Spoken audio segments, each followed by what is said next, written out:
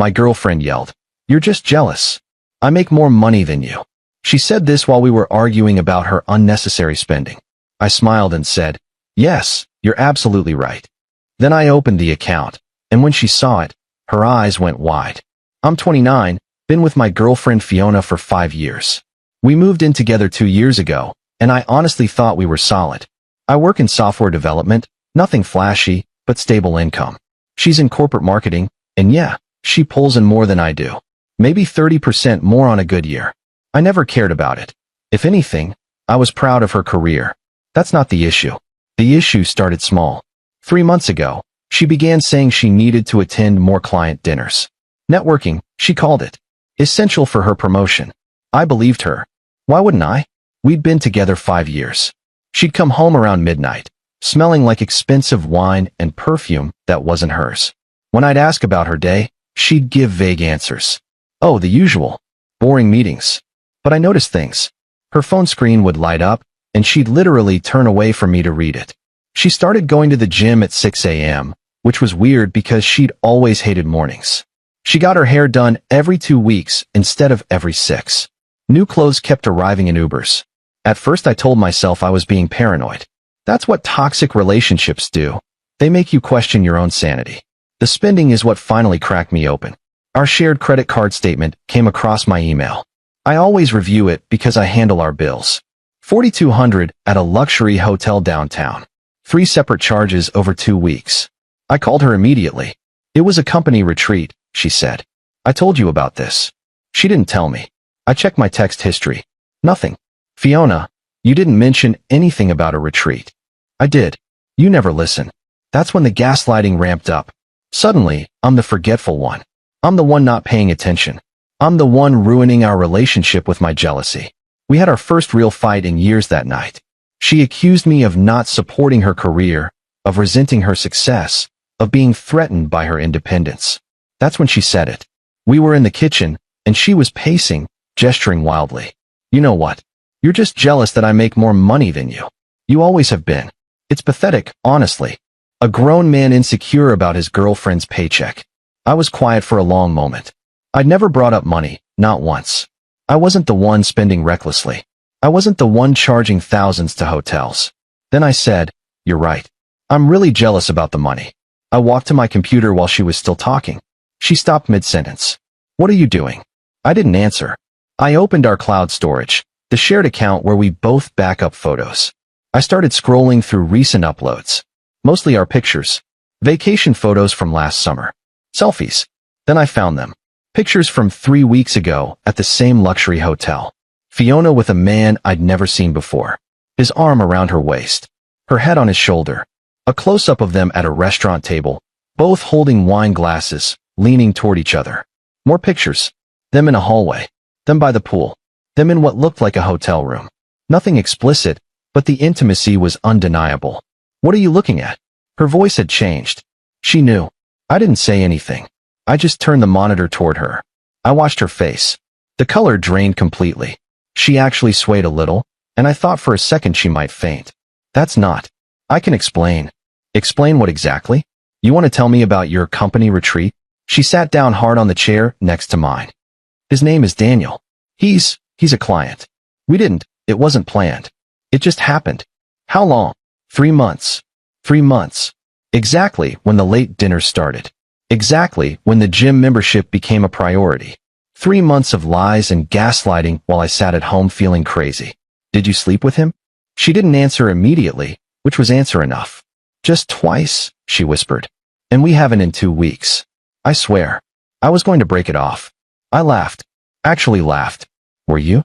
Or were you just going to keep going until you got caught?" She tried to reach for my hand. "I'm sorry. I don't know what I was thinking. He made me feel wanted. He told me things I needed to hear. So that justifies cheating? That justifies lying to me every single day? I know it doesn't. I'm so sorry. But I wasn't done looking through the cloud storage. I kept scrolling. And there were pictures of him. Lots of them. Checking his phone while she was near. Pictures of what looked like a ring on his left hand. A wedding band. Is he married? Her silence was confirmation. Jesus Christ, Fiona. You slept with a married man. I didn't know at first. Did you ask? Or did you just not want to know? She started crying, but I felt nothing. No empathy, no sadness. Just this cold, clear anger. Update 1: I told her to leave that night. She asked where she'd go, and I realized I didn't care. She ended up at her friend Lauren's place. I was numb for about 6 hours, and then the anger came. I couldn't sleep. I kept thinking about all the times she'd come home and hugged me. All the times she'd kissed me goodnight while carrying his scent. All the times she'd told me she loved me while actively betraying me. The next morning, I did something I'm not proud of, but I don't regret it either. I searched through the pictures more carefully. One of them showed his face clearly, and he was wearing a name tag at what looked like a conference. I zoomed in and managed to make out Daniel Hoffman, Regional Director. It took me about an hour to find him on LinkedIn. Then Facebook. Then I found his wife, Claire. Her profile was public. Wedding photos from 5 years ago. Recent pictures of them at what looked like a country club event. She looked genuinely happy in all of them. I debated for probably 3 hours about what to do. I knew this was the moment where I could choose to be the bigger person. I could delete the photos, move on, let Fiona's affair stay between us. Mature and evolved and all that. But I'd spent 5 years with someone who looked me in the eye and lied. Who gaslit me about my own perceptions. Who was now in a hotel room with someone else's husband. So no, I wasn't going to be the bigger person. I uploaded the vacation pictures to a private cloud folder, downloaded them, and created a Facebook account. I didn't use my real name. Just something generic. I friend requested Claire Hoffman. She accepted the request the next day. People are trusting like that. Then I sent her a private message with 3 photos attached. No text. Just the images of her husband and my girlfriend together. Then I waited. The notifications started coming 20 minutes later. Update 2: Claire did not take it quietly. She apparently showed Daniel the photos immediately. His response was to deny everything at first, which lasted about 15 minutes until she demanded he explain why he was in pictures with a woman at the exact hotel he'd told her he was at for a solo conference. The explosion happened on Facebook. Claire changed her profile picture to a black square. Then she posted, "If your boyfriend or husband is the type to cheat while his wife is at home, he's mine now. Consequences exist for lying. Tag someone who needs this reminder." Then she tagged Daniel. Within an hour, she'd posted the pictures themselves. The comments came flooding in. His colleagues, their friends, family members, all weighing in. It was brutal to watch, even knowing what he'd done. Daniel's company has a zero-tolerance policy for conduct unbecoming. Apparently, that includes high-profile affairs with people you're supposed to be conducting business with. He was fired. Actually fired. Walked out of the office by security. Fiona called me hysterical. "What did you do? What the hell did you do?" I showed his wife the truth. "That's all. You've destroyed lives. His marriage is over.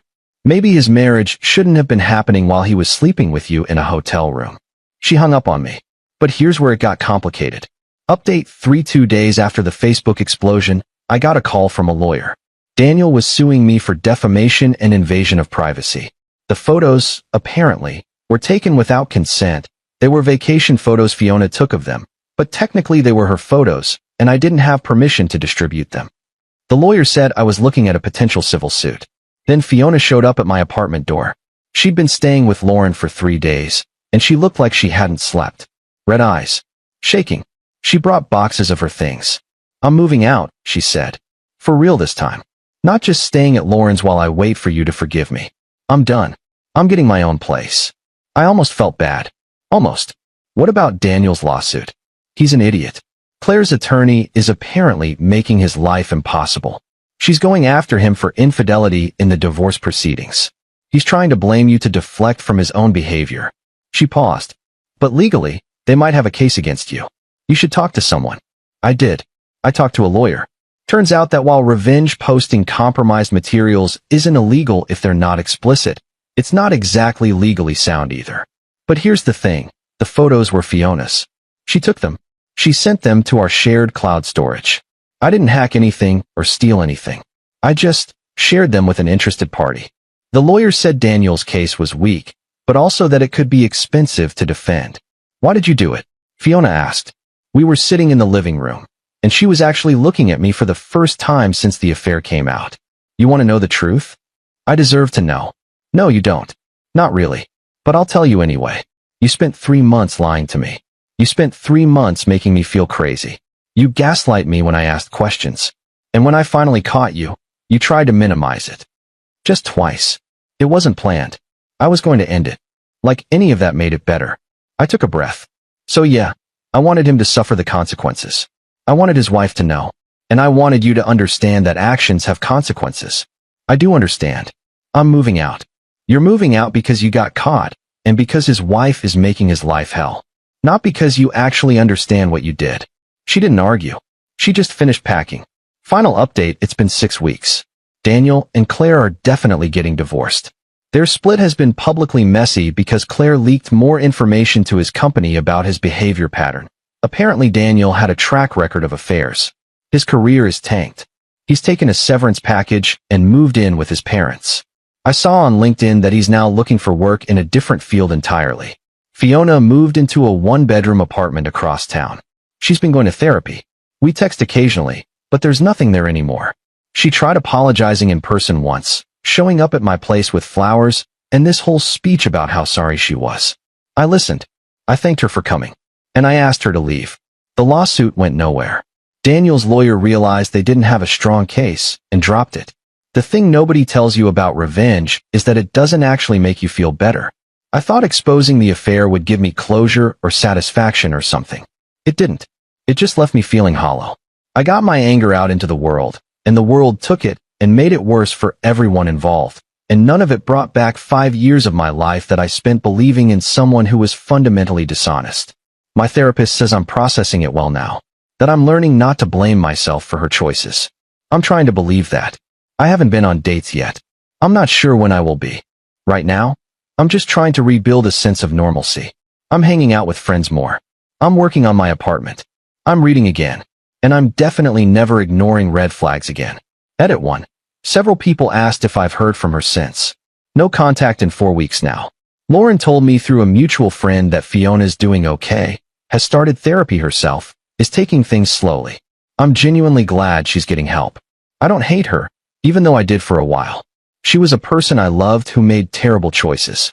I was a person hurt by those choices who made questionable ones in response. Neither of us handled it well. Edit 2. To clarify about the photos, they were vacation pictures that Fiona and I took together. She took most of them. They were backed up to our shared cloud. The photos showing Daniel were technically hers, which is why the legal situation stayed murky. But lawyers confirmed that distributing intimate images without consent can have consequences depending on state law. I got lucky. Don't try this at home. Edit 3.